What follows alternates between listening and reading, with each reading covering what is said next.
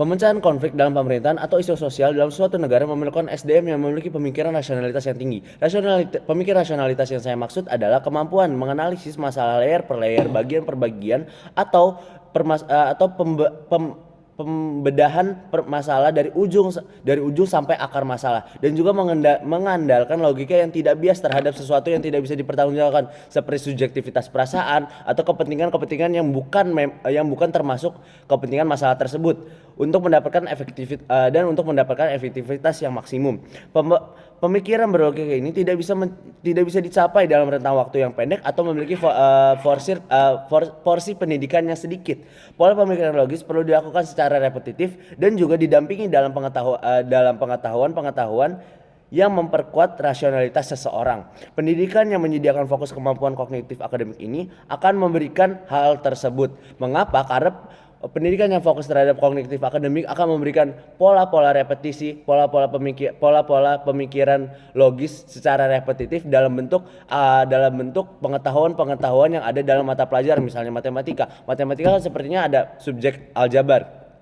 Dalam memecahkan suatu soal aljabar, kita memerlukan pemikiran logis, dan banyak sekali latihan soal ataupun ulangan-ulangan yang kita lakukan untuk melatih pemikiran logis disertai dengan pengetahuan kita tentang aljabar tersebut. Maka dari itu, pendidikan yang menyediakan fokus kepada kognitif akademik akan memberikan kita pemikiran rasionalitas yang tinggi dan lebih matang logikanya saat sudah menyelesaikan jenjang pendidikan misalnya, dan saat ingin masuk ke dalam pekerjaan.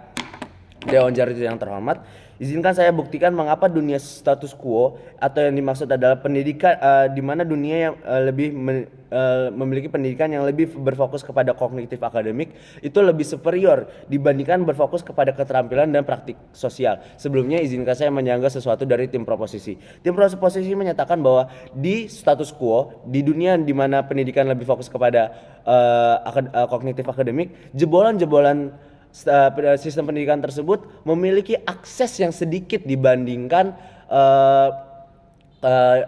pendidikan di mana lebih penting keterampilan dan praktik sosial. Dan menurut kami itu salah. Mengapa? Karena setiap pekerjaan atau hampir semua pekerjaan itu memiliki pokok permasalahannya sama, dan pokok permasalahannya sama itu diperlukan suatu skill yang sama, yaitu pemecahan secara logis atau pola pikiran secara logis yang sudah saya jelaskan tadi, sudah bisa didapatkan oleh pendidikan yang aktif yang fokus terhadap kognitif akademik. Contohnya permasalahan yang berkaitan dengan type management. Misalnya kita diberikan deadline ke 5 tugas, namun deadline tersebut tuh tidak secara berurutan, sehingga kita harus berpikir logis mana yang diprioritaskan terlebih dahulu, mana yang harus dikerjakan terakhir. Dan pendidikan yang memfokuskan kepada keterampilan atau misalnya praktik sosial itu tidak bisa mendapatkan hal tersebut atau pemikiran pola tersebut, karena pola pendidik seperti yang sudah saya sampaikan tadi, bahwa pola pemikiran logis itu diperlukan pelatihan yang repetitif, pola pemikiran yang repetitif agar terbiasa dan tanggap dan lebih efektif saat melakukan pemecahan masalah tersebut. Maka dari itu, menurut kami pendapat tim proposi itu adalah salah. Lalu lanjut kepada argumen.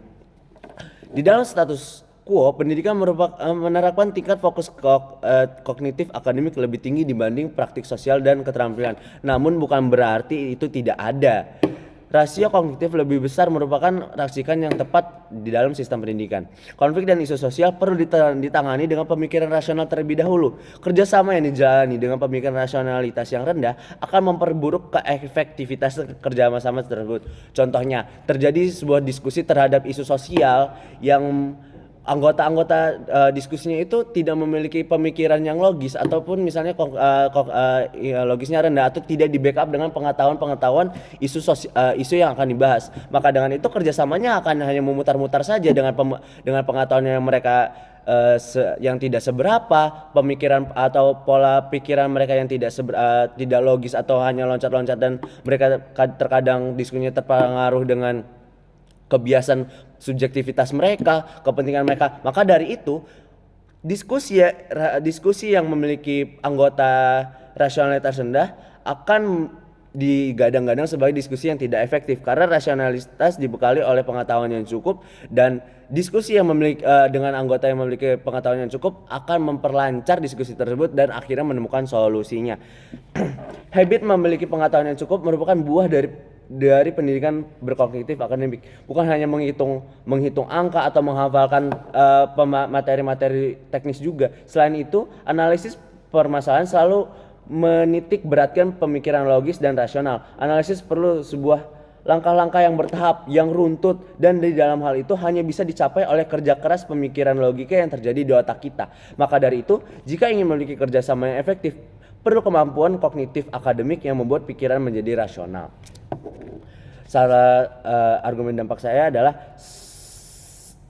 dampak yang akan terjadi jika kita lebih memfokuskan sistem pendidikan terhadap kognitif akademik adalah sumber daya manusia akan jauh lebih bermutu jika tetap bertahan dengan pendidikan yang sudah saya sebutkan tadi.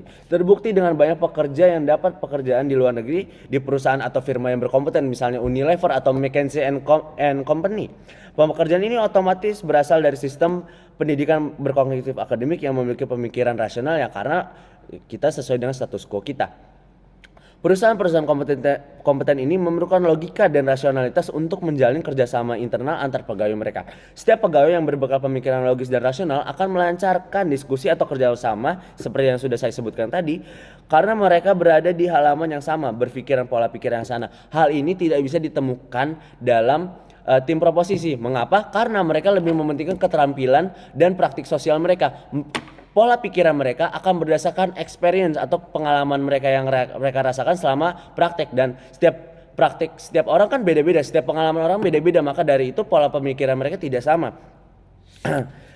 Dan juga mereka juga tidak ada hal yang bisa memastikan pola pikir mereka sama karena kognitif mereka lebih lemah dibandingkan tim kami atau tim oposisi. Maka dari itu dampak ini eksklusif terhadap kami.